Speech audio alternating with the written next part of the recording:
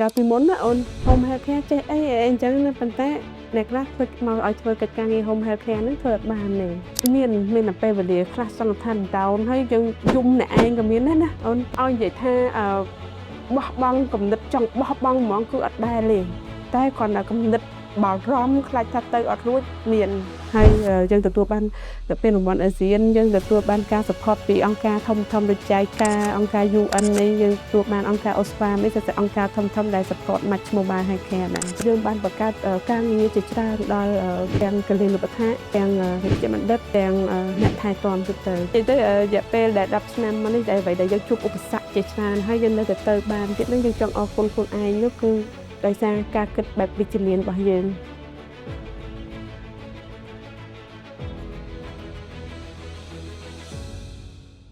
ជំរាបសួរនាងខ្ញុំឈ្មោះឌីផនភិរមគឺជាស្ថាបនិកនិងជាអគ្គនាយិកានៃក្រុមហ៊ុន Match Mobile Healthcare ដែលក្រុមហ៊ុន Match Mobile Healthcare ផ្ដល់សេវាកម្មលើការថែទាំអ្នកជំងឺឬក៏ចាស់ជរាដល់គេហដ្ឋានក្រុមហ៊ុនមានសេវាកម្មលើពីការថែទាំយើងមានដូចជាវិជ្ជបណ្ឌិតទៅពីគ្រោះព្យាបាលជំងឺដល់គេហដ្ឋានយើងមានការថែទាំដោយកលិលបដ្ឋា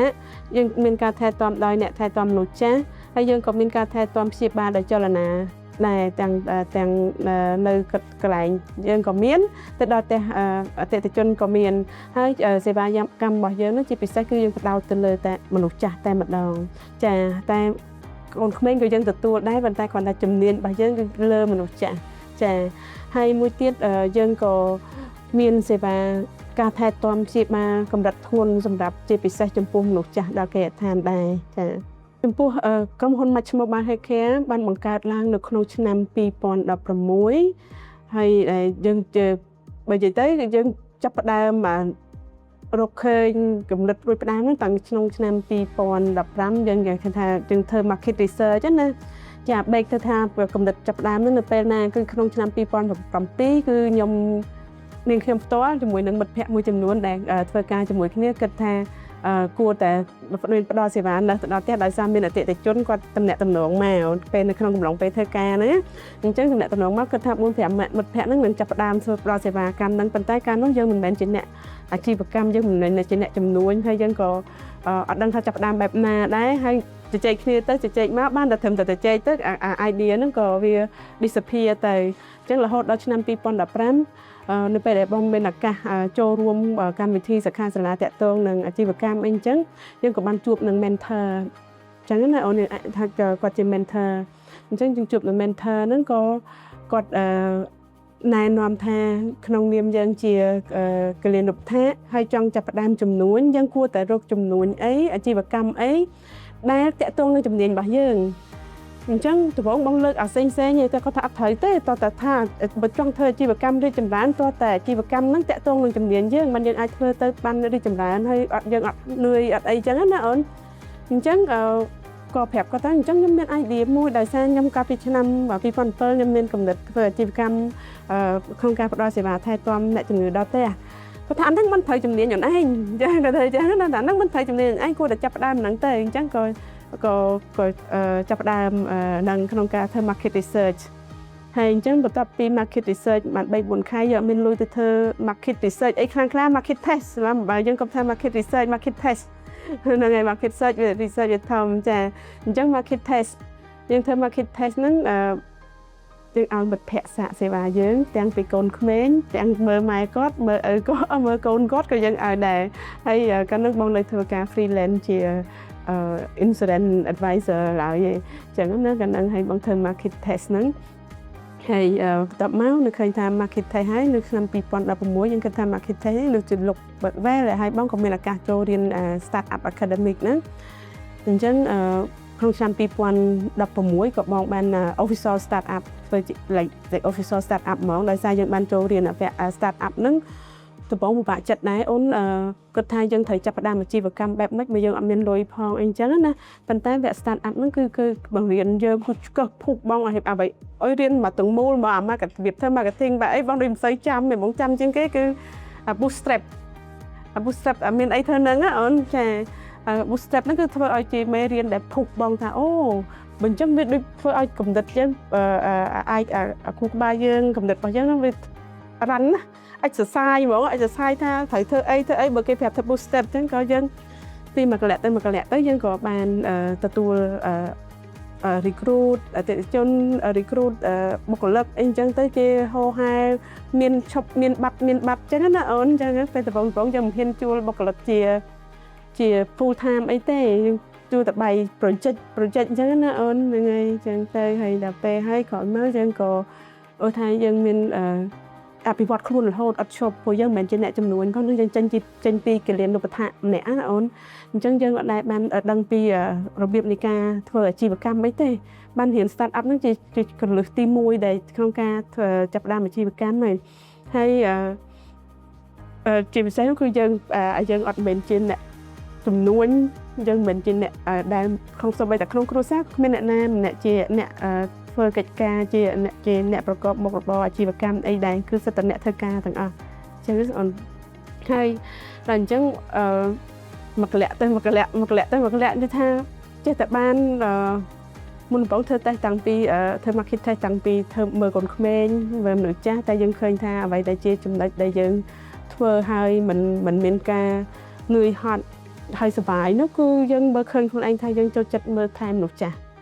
ធ្វើចូលចិត្ត develop អភិវឌ្ឍជំនាញលើកិច្ចការងារមើលថែមនុស្សចាស់អញ្ចឹងបានបច្ចុប្បន្នយើងផ្ដោតលើexpertise របស់យើងជំនាញរបស់យើងទាំងក្រុមការងារទាំងម៉ោងផ្ទាល់គឺលើ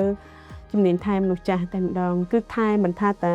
ការថែទាំលើរូបរាងកាយសុខភាពគឺថែទាំទាំងហៅថាអារម្មណ៍ផ្លូវចិត្តរបស់មនុស្សចាស់ទៀតកាប់ពិតទៅសម្រាប់មកការធ្វើកិច្ចការងារអីក៏យើងមានហានិភ័យដែរអញ្ចឹងអញ្ចឹងនៅពេលដែលយើងផ្ដោតយើងដឹងថាជំនាញរបស់យើងជាមនុស្សចាស់ហានិភ័យត្រូវបានកាត់បន្ថយហើយយើងក៏ដឹងថាតើត្រូវការកាត់បន្ថយដោយរបៀបណាការពារដោយរបៀបណាដែរពេលខ្លះគេថា turn over រៀងទៅមកដែរតែ around ទាំង100អ្នកហ្នឹងណាអូនចាទៅមកទៅអានទៅគឺក្នុងអញ្ចឹងទោះថាធ្វើម៉េចឲ្យក្នុង core value តែមួយហ្នឹងយើងក៏ពិបាកដែរព្រោះមនុស្សម្នាក់គាត់មានគេហៅថាបុគ្គលិកលក្ខណៈរបស់គាត់រៀងខ្លួនការអប់រំគាត់ពីគេថាមូលដ្ឋានគ្រឹះមកក៏ផ្សេងគ្នាអញ្ចឹងដើម្បីឲ្យគាត់ចូលជាធ្លុងមួយហ្នឹងគឺពួកយើងតែងតែមានpolicy ក៏មានការបណ្ដុះបណ្ដាលក៏មានតែប៉ុន្តែវានៅតែពេលខ្លះនៅតែអត់បានជាធ្លុងមួយអញ្ចឹងនៅតែអ្នកនេះល្អបែបនេះអ្នកនេះល្អបែបនោះអញ្ចឹងបានបកមកវិញហ្នឹងគឺបងថាត្រូវបញ្ជូនគាត់ទៅតាម condition របស់អ្នកជំងឺដែរបើគាត់ខ្លាំងបែបអ្នកជំងឺអ្នកខ្លះគាត់ពូកែបែបអ្នកជំងឺវង្វេងតែអ្នកខ្លះពូកែបែបអ្នកជំងឺ stroke អ្នកជំងឺដាច់សរសៃឈាមអីចឹងតែអញ្ចឹងណាអូនអញ្ចឹងគឺយើងផ្សេងគ្នាយើងត្រូវបញ្ជូនទៅយើងត្រូវ identify គ្រប់ថាអ្នកណាពូកែអីដែរអញ្ចឹងអូនជាបែបហ្នឹងចាតកតងនឹងបកទៅការពេលយើងចាប់ផ្ដើមវិញនោះគឺពេលខ្លះមានអារម្មណ៍ថាដូចកំសត់ពេលខ្លះមានអារម្មណ៍ថាដូចជាអូក៏ពិតទៅវាអញ្ចឹងណាអីអញ្ចឹងណាវាពេលបងចាប់ផ្ដើមហ្មងដែល bring your idea ហ្នឹងហ្មងតើឯងនៅពេលដែលរៀន start up ហ្នឹងគេថាអូធ្វើដើម្បីជីវកម្មមួយទៅពេញឆ្ងាយបានត្រូវតែមាន team យើងត្រូវចេះជ្រើសរើសteam យើងត្រូវមាន team មានអីអញ្ចឹងណាអញ្ចឹងក៏ចាប់ផ្ដើម approach មិត្តភ័ក្តិដែលដើម្បីឲ្យចូលរួមធ្វើកិច្ចការងារហ្នឹងជាមួយគ្នាអញ្ចឹងណាអូននៅពេលដែលគេថាឲ្យជ្រើសរើស team យើងចាប់ផ្ដើមស្រឡឹងពីណាគួរតែ team មកធ្វើការងារហ្នឹងដល់ពេលមេរៀនមួយទៀតគេថាត្រូវតែមានដើមទុនអញ្ចឹងចំទុនបើកអាហ្នឹងដល់ពេលយើងប្រមូល team ហើយក៏ចេញ team ទៅរៀនជាមួយគ្នាពេលខ្លះដល់ពេលហើយទៅរៀនហើយគេថាដល់វគ្គទុនគេថាអូទុនបើកអានេះតតែ 30-40 ម៉ឺនខ្ញុំឯងមានលុយណាអញ្ចឹងណាហើយចុះប្រមូលចាប់ផ្ដើម approach ទៅអ្នកផ្សេងទៀតឲ្យបានច្រើនគ្នាទី1ដំបូងពេលបងចាប់ផ្ដើមដំបូងគឺបងចាប់ផ្ដើមប្រើ office នៅផ្ទះខ្លួនឯងផ្ទះយើងធម្មតារស់នៅហ្នឹងណាហើយពេលហ្នឹងពេលអតិថិជនតែមកសួរអីអត់ចង់ឲ្យគេទៅមើលនៅកន្លែង office នេះដោយសារគិតថាតាគេមកខ្លាចគេអត់ទុកចិត្តយកសេវាយើងអញ្ចឹងអូនចឹងសុខចិត្តតាំងដោយសារសេវាខ្ញុំទៅដល់ផ្ទះអញ្ចឹងខ្ញុំអាចទៅដល់ផ្ទះបានអីអញ្ចឹងខ្ញុំទៅដល់ផ្ទះគេដើម្បីបញ្យល់ពីសេវាកម្មគេទៅដល់កន្លែងគេអញ្ចឹងណាចាហើយបន្ទាប់ពីនៅផ្ទះហើយយើងទៅ co-working space យើងទៅជួល co-working space បន្ទាប់ពីជួល co-working space បាន1ឆ្នាំ2ឆ្នាំដោយសារបងចាប់ផ្ដើមបងមានកូនតូចអញ្ចឹងវាមានការលំបាកក្នុងការមើលថែកូនអញ្ចឹងក៏បងបកមករៀបចំមកផ្ទះវិញដល់មកផ្ទះវិញគឺរៀបចំគាត់ថារៀបចំបានល្អប្រសើរជាងមុនមានបន្ទប់មាន office នៅផ្ទះមួយអញ្ចឹងណាក៏បកមកផ្ទះធ្វើការងារនឹងនៅផ្ទះវិញអញ្ចឹងទៅរហូតដល់ឆ្នាំ2000ក្នុងសម័យ COVID បានមក office នេះចឹងអូនវានិយាយថាបុគ្គលិកយើងតាន់តែច្រើនហើយក្រុមការងារយើងកាន់តែកើនទៅយើងអាច office នៅផ្ទះកើតអញ្ចឹងក៏យើងមកជួលកន្លែងបច្ចុប្បន្ន office បច្ចុប្បន្ននោះទៅអញ្ចឹងអូនគឺច្រើនចាយើងបើកទៅយើងមុនយើងមកបើក office នេះយើងបានចុះបញ្ជីត្រឹមត្រូវពេល start up មក2-3ឆ្នាំដំបូងយើងអត់ទាន់ហ៊ាននេះទេហើយឲ្យតែពេលទៅចុះបញ្ជីគេប្រាប់ថាច្បាស់ហើយគេសួរច្បាស់ហើយតែចុះឲ្យបិទវិញបាក់ណាអញ្ចឹងណាគេថាតែចុះឲ្យបិទវិញបាក់ខ្ញុំបងតែក្នុងចិត្តតែចុះឲ្យអញ្ចឹងបើគេនិយាយអញ្ចឹងចុះទៅដើម្បី commitment ថាកុំឲ្យបិទតែត្រូវតែចុះឲ្យ proper company ជា real company ត្រូវតែ develop ជា real company even not family company ទៅត្រូវតែ real company ហ្មងហើយតែគាត់ថាថ្ងៃណាមួយក៏នាំ company ហ្នឹងទៅ international stake អីទៅ commitment លេងខ្លួនឯងផងអញ្ចឹងណាអូនបើនិយាយពីមូលហេតុអីដែលជាជំរុញឲ្យបងចាប់ផ្ដើមសេវាកម្ម Match Mobile Healthcare ហ្នឹងដំបូងបងដាក់តែឈ្មោះថា Match Mobile Nursing Service ដោយសារបងក៏ជា nurse ហ្នឹងណាហើយបន្ទាប់មកមានក្រុមការងារបងសហការីរបស់គាត់ជាគ្រូពេទ្យចូលរួមទៅយើងក៏បានសម្រេចតែបដូរពីពាក្យ Mobile Nursing Service ទៅ Mobile Healthcare ដែលបានច្រើនទៀតហើយមូលហេតុដែលបងចាប់ផ្ដើមដំបូងបំផុតនោះគឺកាប់ទៅវាមានកត្តាជុំវិញនឹងជាច្រើនដែលបងដូចបងបាននេះគឺកត្តាជុំវិញជាច្រើនមែនតើទាំងនិយាយទៅយើងមើលឃើញពីតម្រូវការហើយកត្តាដែលជំរុញនឹងវាមានដូចថាមិន person ណាវាច្រើនណាអូនតែអ្វីដែលថាពុះថាបងតែត្រូវទៅណាគឺមានពេលមួយនោះដែលបងចូលរួមសិក្ខាសាលាតាក់ទងនឹងការឈឺចាប់នៃអ្នកជំងឺមហារីកវាធ្វើឲ្យបងមានអារម្មណ៍ថាថាច់មែនតើដូចថាឈឺហ្មងដូចថាយើងអត់ដែរយើងឃើញតែគេឈឺពាក្យថាមហារីកយើងឃើញតែឈឺព្រោះយើងបានមើលពីឃើញថាមិនយើងឈឺតែយើងអត់ដឹងថាឈឺទំហំនៃការឈឺនឹងប៉ុណ្ណាប៉ុន្តែដល់ពេលដែលបងចូលសិក្ខាសាលាពីបញ្ហានៃការឈឺចាប់ហ្នឹងអ្នកជំងឺឈឺមហារីកគឺឈឺវគ្គពណ៌នាមកហើយវាមានប្រភេទនៃការឈឺចាប់នៃជំងឺមហារីកទៀតម្នាក់ឈឺមហារីកឆ្អឹងឈឺប៉ុណ្ណាអ្នកមហារីកសួតឈឺប៉ុណ្ណាហ្នឹងគឺគេមានដូចថាគេរៀបរាប់ហ្មងណាអូននិយាយពីហ្នឹងគឺបងមានអារម្មណ៍ថាដូចថាពេលយើងយកចិត្តដាក់លើអ្នកឈឺហ្នឹងគឺឈឺតែអញ្ចឹងវាទៅផ្លេចទៅបងកាលពីលើកុមារហ្នឹងគឺគ្រូឪពុករបស់បងគាត់មានជំងឺមហារីកពោះវៀនធំហើយពេលហ្នឹងគាត់ដូចថារងទុក្ខវេទនា suffer ពីជំងឺមហារីកនឹងខ្លាំងណាប៉ុន្តែគាត់ដែរធ្ងោមកឲ្យអូនគាត់ដែរត្អូញត្អែឲ្យកូនលឺថាគាត់ឈឺចេះមួយចេះពីរប៉ុន្តែរូបរាងគាត់ស្គមស្គាំងអស់ហើយទៅម៉ែបងអីក៏គាត់តែត្អូញថាគាត់ឈឺបែបនេះបែបនោះដែរអញ្ចឹងទៅធ្វើឲ្យបងហើយពេលហ្នឹងម៉ែបងម្នាក់ឯងក្នុងការគ្រប់គ្រងចាំកូន 4-5 នាក់ចាហើយកូនសិតរៀនទៀតកាលហ្នឹងហើយអញ្ចឹងបងសម័យថាពុកបងឈឺហើយម៉ែបងកាលហ្នឹងដឹងពិបាកប៉ុណ្ណាក្នុងការមើលថែពុកបងហើយទៅមួយទៀតជំនាន់នោះអត់មានថ្នាំមានអីក្នុងការបំបត្តិឈឺចាប់ផងអត់មានថ្នាំព្យាបាលថាអត់តែថ្នាំបំបត្តិឈឺចាប់ហ្នឹងក៏អត់ទៀតជំនាន់នោះតែគាត់អត់ដែរត្អូញត្អែបន្តិចសោះអញ្ចឹងបងសម័យពីភាពឈឺចាប់ដែលពុកបងទ្រាំហ្នឹងហើយនឹងភាពលំបាករបស់ម៉ែបងដែលមើលពុកបងឈឺផងចំកូនរៀន 3-4 នាក់ក្នុងពេលក្នុងហ្នឹងគឺគាត់លំបាកប៉ុណ្ណាគឺជាសម័យអញ្ចឹងណាអញ្ចឹងemotional pain អារម្មណ៍នៃការឈឺចាប់ហ្នឹងអញ្ចឹងពាក្យថាឈឺចាប់ហ្នឹងឲ្យតែដូចថាអត់សុបាយចិត្តហ្នឹងក៏គេហៅថាឈឺដែរឈឺបែបផ្លូវអារម្មណ៍ណាអូនចាអញ្ចឹងបងសម័យថាម៉ែបងបាក់ប៉ុណ្ណាបើពុកបងឈឺអញ្ចឹងអីអញ្ចឹងហើយទៅបងក៏គិតថាបើបងមានសេវាថែទាំមួយដើម្បីជួយកាត់បន្ថយបន្ទុករបស់សមាជិកគ្រួសារដែលគាត់មានលទ្ធភាពក្នុងការជួយយើងវិញក្នុងសេវាថែទាំហ្នឹងល្អអីចឹងណាអូនចឹងបងកន្លែងហ្នឹងដែលបងthêmមួយបងថាបងត្រូវតែធ្វើសេវាហ្នឹងឲ្យបានអញ្ចឹងបានសេវាបងដំបូងមានតែអ្នកជំងឺមហារីកទេអាការផ្ដល់សេវាដំបូងភាគច្រើនយើងមើលតែថែទាំសម្រន់នៃអ្នកជំងឺមហារីកទេអត់ស្មានមានអ្នកជំងឺចាស់ផ្សេងទេតែក្រោយមកទៅយើងចេះតែបាន develop អភិវឌ្ឍទៅយើងមានអ្នកជំងឺផ្សេងអ្នកជំងឺ Parkinson អ្នកជំងឺ stroke អ្នកជំងឺវង្វេងអ្នកជំងឺដែលគាត់គ្រោះថ្នាក់ចរាចរណ៍ឬក៏អីដែលស្អីគេមិនថាមនុស្សចាស់ឯងគាត់យើងនិយាយទៅយើងមើលបានច្រើនមែនទែនទាំងអ្នកជំងឺមហារីកហ្នឹងគឺយើងចេះតែអភិវឌ្ឍទៅឲ្យតែអ្នកជំងឺដែលតាក់ទងនឹងមនុស្សចាស់យើងបានអភិវឌ្ឍបានច្រើនហើយបានស្រាវជ្រាវនិងអភិវឌ្ឍក្នុងការនាំយកជំនាញហ្នឹងមកផ្ដល់សេវាជូនមនុស្សចាស់បានច្រើនចាអញ្ចឹងគឺ ចាប់ផ្ដើមចេញពីការថែទាំនៃអ្នកជំងឺមហារីកដែរដូចថា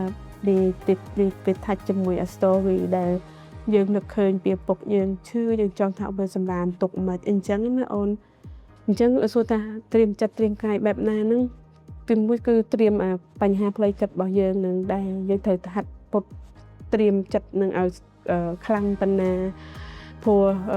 មនុស្សជាមនុស្សយើងថាមនុស្សជាតិដែរអូនជាពុទ្ធជនអូនចេះវាជាពុទ្ធជនណាធម្មតាវាប៉ះឲ្យខ្លាំងតិចប៉ុណ្ណាវាប៉ះប៉ុណ្ណាខ្លះគឺតាន់តិចក៏ប៉ះដែរប៉ុន្តែយើងត្រូវតែខ្លាំងមិនប៉ះអីអញ្ចឹងតែទៅប៉ះហ្នឹងយើងត្រូវដោះស្រាយដោយរបៀបណាដែរអញ្ចឹងពេលខ្លះអូនអតិថិជនត្រៀមនោះគឺនឹងបងវិញគឺតែមួយតែបងចង់ហ្វលនាបឲ្យបានអូនយល់តិចថាត្រៀមបែបម៉េចហ្នឹងគឺត្រៀមផ្លូវចិត្តរបស់យើងអារម្មណ៍របស់យើងឲ្យវាយើងជាអ្នកផ្ដល់ឲ្យគាត់នោះត្រូវស្ដាប់គាត់បានយល់ពីគាត់ប៉ុណ្ណាអញ្ចឹងអូនត្រៀមយល់ពីគាត់ត្រៀមយល់ហ្មងហើយត្រៀមអត់ខឹងត្រៀមអីអញ្ចឹងព្រោះឲ្យសំផលដូចឧទាហរណ៍ដូចជាបងធ្លាប់ជួបអ្នកជំងឺខ្លះគាត់អត់ទាន់ដឹងរឿងអីទេពេលខ្លះគាត់ប្រើហ្មងអូនតែពេលគាត់ដូចតែមួម៉ៅអីផងអញ្ចឹងហ្នឹងគាត់ប្រើហ្មងតែនៅពេលបងក៏ស្ដាប់គាត់ដោយស្ងៀមស្ងាត់អីអញ្ចឹងណាបើយើងនិយាយពីកជ្រួចវិញបាញ់ដល់ចុងស្នោអញ្ចឹងតែបើយើងស្ដាប់គាត់ដោយស្ងៀមស្ងាត់ព្រោះយើងដឹងថាយកអត់ខឹងគាត់ទេព្រោះនេះជាការបារម្ភរបស់គាត់ទៅពេលដែលគាត់តម្លាក់អារម្មណ៍មកវិញក៏យើងជំរាបជូនគាត់តាមស្រួលទៅគាត់ understand គាត់ sorry គាត់អរគុណឲ្យវិញអញ្ចឹងតែអញ្ចឹងណាអូនហើយមានអ្នកជំងឺខ្លះទៀតពូគាត់ពេលខ្លះមានអ្នកជំងឺជាអតិថិជនពេលខ្លះយើងត្រូវតែយល់ចិត្តគាត់ថានៅពេលដែលសមាជិកគ្រួសារណាម្នាក់ដែលគាត់ឈឺអញ្ចឹងសមាជិកគ្រួសារដែលអត់ឈឺហ្នឹងគាត់ដូចថាគាត់បារម្ភខ្លាំងធ្វើអារម្មណ៍គាត់មិននឹងណមិនអីអញ្ចឹងណាពេលខ្លះគាត់ត្រូវបារម្ភខ្លាំងពេកខាហួរហែងខ្លាំងពេកធ្វើឲ្យប៉ះអារម្មណ៍អ្នកដែលទៅមើលថែអីអញ្ចឹងព្រោះអ្នកទៅមើលថែហ្នឹងគាត់អត់បានយល់ណាអូនអញ្ចឹងយើងត្រូវបរៀនអ្នកទៅមើលថែឲ្យយល់ថាទទួលគាត់ក៏មកធានគាត់អីអញ្ចឹងពេលខ្លះណាក់ឡើងពេលខ្លះเราចង់រត់អីអញ្ចឹងណាតែបងទៅជួបទៅអីទៅដោះស្រាយបញ្ហាទៅបានតែវាថាហើយចឹងគាត់ថាបងអត់យល់ទេអូនអតិថិជន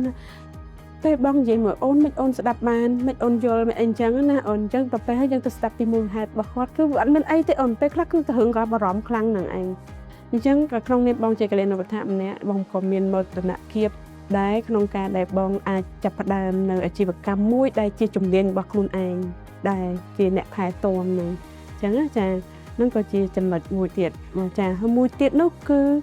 ក្តីសម័យដែលថានឹងធ្វើឲ្យ Match Mobile Healthcare ទទួលស្គាល់ជាអន្តរជាតិបានឈានជើងទៅលើឆាកអន្តរជាតិនោះគឺបានសម្រេចដែរបើថាយើងនៅតែពីទៅអាការចលែងឬក៏ដំណើរនៃអាជីវកម្មវានៅវែងឆ្ងាយទៅទៀតប៉ុន្តែពីមួយកលៈទៅមួយកលៈដែលអូនថា10ឆ្នាំនោះបងមាន3អីខ្លះហ្នឹងគឺបងទទួលបានការទទួលស្គាល់ថា Match Mobile Healthcare មកពីកម្ពុជាទទួលបានពានរង្វាន់អាស៊ានហ្នឹងណាអូនហើយយើងទទួលបាន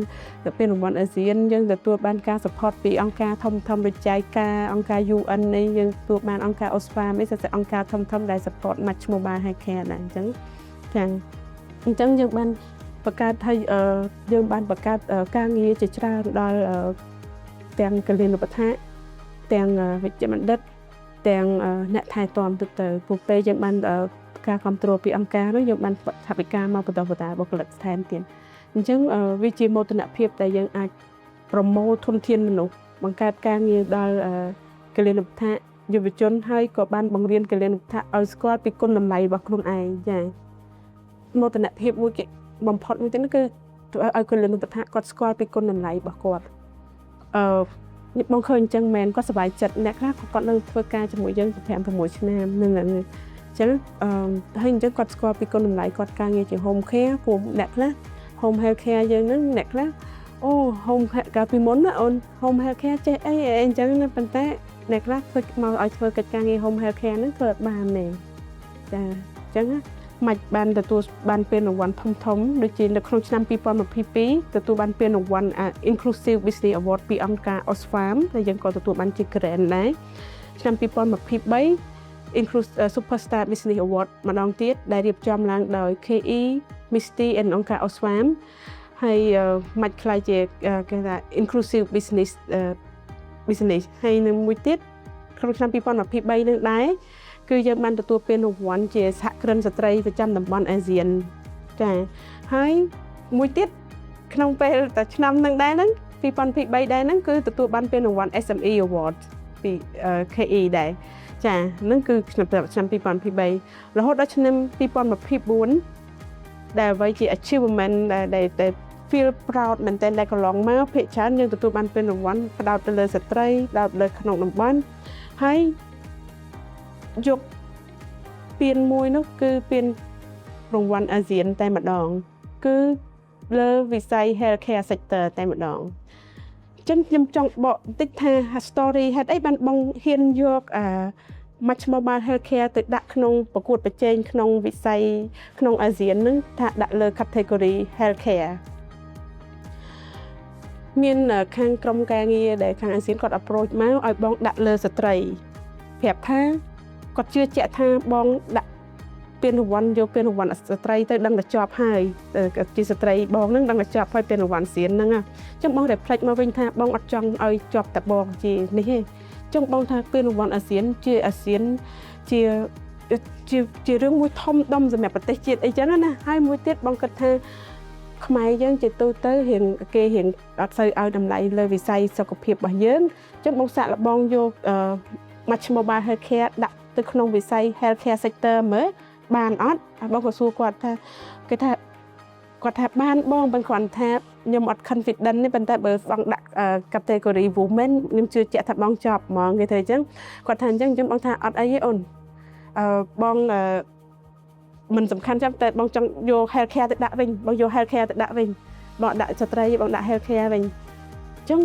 នៅពេលដែលបងដាក់ healthcare នោះគេមាន category analyze ច្រើនអូនគេមាន application អីគេច្រើនអញ្ចឹងណា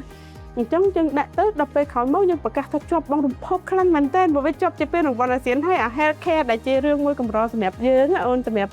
យើងដែលគេតែងតែ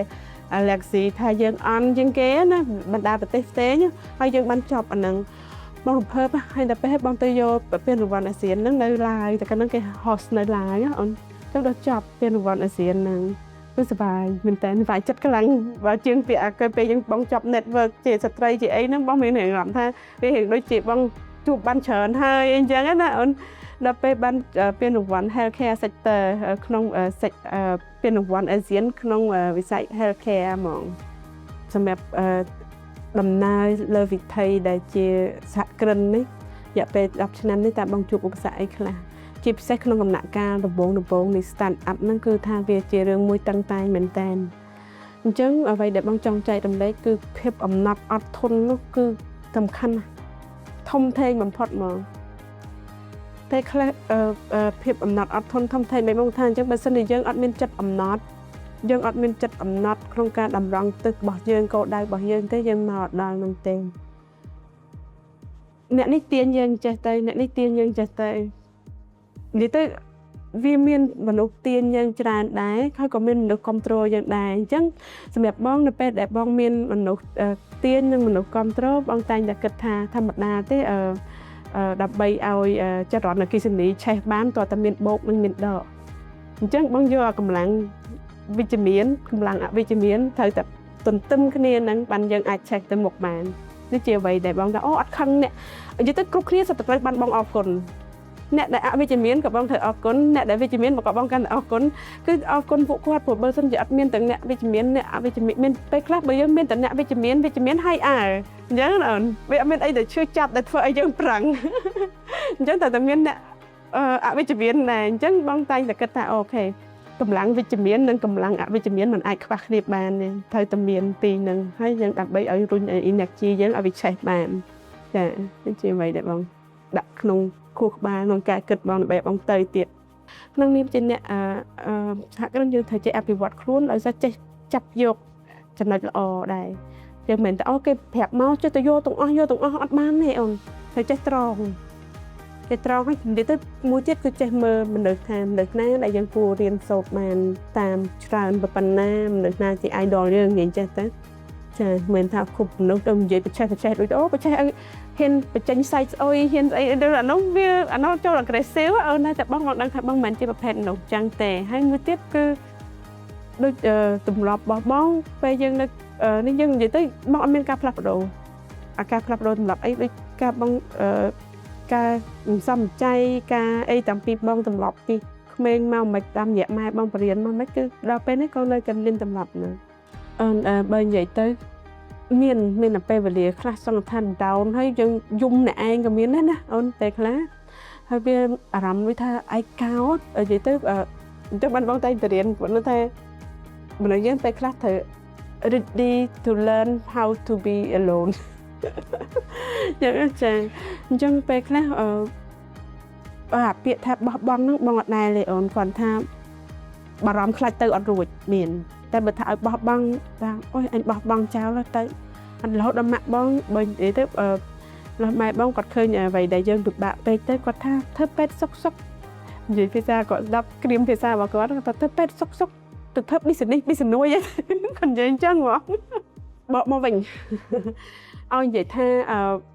បោះបង់គំនិតចង់បោះបង់ហ្មងគឺអត់ដែរទេតែគ្រាន់តែគំនិតបារម្ភខ្លាចថាទៅអត់រួចមានចាបារម្ភភ័យព្រួយថាទៅអត់រួចមានតែបើឲ្យបោះបង់អត់ដែលមាននិយាយអារម្មណ៍ហ្នឹងឯងជឿជាក់ថាមិនបោះបង់ហើយចេះគិតថាមួយទៀតដូចថាបងចេះទាញឲ្យតែស្អីគិតថាវិជ្ជមានចេះទាញមកចឹងអូនថាអូវាជាបេសកកម្មមួយដែលទេវតាបញ្ជូនមកយើងត្រូវតែបំពេញបេសកកម្មហ្នឹងឲ្យបានចេះមានអារម្មណ៍ចឹងគិតថាវាមនុស្សយើងវាមានបេសកកម្មផ្សេងគ្នានៅលើផែនដីហ្នឹងអញ្ចឹងណាចេះគិតអញ្ចឹងនេះជាបេសកកម្មថ្មីមួយដែលទេវតាដាក់ឲ្យបងជឿបងចេះកលៀននុបថាហើយសុខមិនបានបងដល់ឃើញទៅធ្វើអាជីវកម្មអីអញ្ចឹងដល់ឃើញអញ្ចឹងហើយដល់ពេលអញ្ចឹងក៏ reflect ទៅម្ដងទៀតអូនពេលបងជាកលៀននុបថាថ្មីនៅឆ្នាំ2001បងជួបអតិថិជនអ្នកគាត់ជាអ្នកជំងឺគាត់មកclinic ដែលបងធ្វើការណាគាត់ very encourage and motivate បងឲ្យទៅរៀនហ្មងអូនគាត់រហូតដល់ព្យាយាមជួយរកសាលារក scholarship អីឲ្យបងទៅរៀនគាត់ថា potential មួយឯងមិនមែននៅត្រឹមហ្នឹងទេហើយបងថាម៉ែខ្ញុំឲ្យរៀនត្រឹមតែហ្នឹងចប់បានហើយយកប្តីនៅក្នុងចិត្តប៉ុន្តែគាត់ព្រុញហ្មងអូនព្រុញបងឲ្យទៅរៀនហ្មងដល់ពេលបងមកដល់ឈួរជើងនឹងនេះថាអូអ៊ំអ្នកហ្នឹងគាត់ចេះមើលក្មេងឬក៏អីបងអត់ដឹងទេប៉ុន្តែគាត់ព្រុញបងថាគាត់ជឿជាក់ថាក្មួយឯងអត់នៅត្រឹមហ្នឹងទេទៅរៀនទៀតទៅរៀនអង់គ្លេសរៀនយកបញ្ញាបត្រអីផ្សេងទៀតអត់នៅត្រឹមហ្នឹងអញ្ចឹងនិយាយទៅរយៈពេលដែល10ឆ្នាំមកនេះតែអ្វីដែលយើងជួបឧបសគ្គជាច្រើនហើយយើងនៅតែទៅបានទៀតហ្នឹងយើងចង់អរគុណខ្លួនឯងនោះគឺដោយសារការគិតបែបវិជ្ជមានរបស់យើងចាការគិតបែបវិជ្ជមានទាញអ្វីមកគ្រប់វិជ្ជមានតែគិតតែពី possible ណាអូនចានឹងហើយនឹងការអត់ធ្មត់ហើយការដែលមួយទៀតការដែលខ្លួនឯងមិនមែនជាមនុស្សmaterialistic មិនមែនជាសម្ភារៈនិយមអីហ្នឹងក៏ជាផ្នែកមួយនៃការចូលរួមផ្នែកឲ្យបងដែរមកដល់នឹងដែរបងអត់ដែរមានអារម្មណ៍អូត្រូវទិញឡានទំនើបឬក៏ត្រូវធ្វើអីអស្ចារ្យកំពង់ថ្លៃបងអត់ដែរទេអញ្ចឹងអាហ្នឹងក៏បងគិតថាបងមើលមកខ្លួនឯងនេះអាហ្នឹងក៏ជាផ្នែកមួយដែលជួយបងធ្វើដំណើរមកដល់នឹងដែរបងអាចញ៉ាំបាយកកក៏បានញ៉ាំអីក៏បានដែរចាបងជាទូទៅចូលចិត្តទិញរបស់ទៅជុះមកប្រើក៏នៅតែជាទម្លាប់របស់បងអ្វីដែលមិនសំខាន់អត់ទិញអីចឹងវានិយាយទៅហើយក៏ទីថាគាត់ថាប្រើអញ្ចឹងអត់ចូលចំណោមទេបងអត់រាប់អានខ្ញុំអញ្ចឹងអត់អីទេវាអញ្ចឹងបើសម្រាប់បងចង់ផ្ដាំផ្ញើទៅយុវជនឬក៏យុវតីឬក៏ស្ត្រីដែលគាត់ចាប់ផ្ដើមអាជីវកម្មខ្ញុំឃើញថា start up ស្រួលទេតែវា start up ខ្លះគាត់បាត់បង់ដោយសារគាត់ខ្វះការតាំងចិត្តគាត់ចង់ផ្លូវកាត់លឿនពេកចាឬក៏គាត់អាចថានិយាយទៅមោទនភាពខ្លាំងពេកខ្លួនឯងទៅគាត់ធ្វើឲ្យគាត់អត់បានទៅដល់គោលដៅរបស់គាត់ដែរ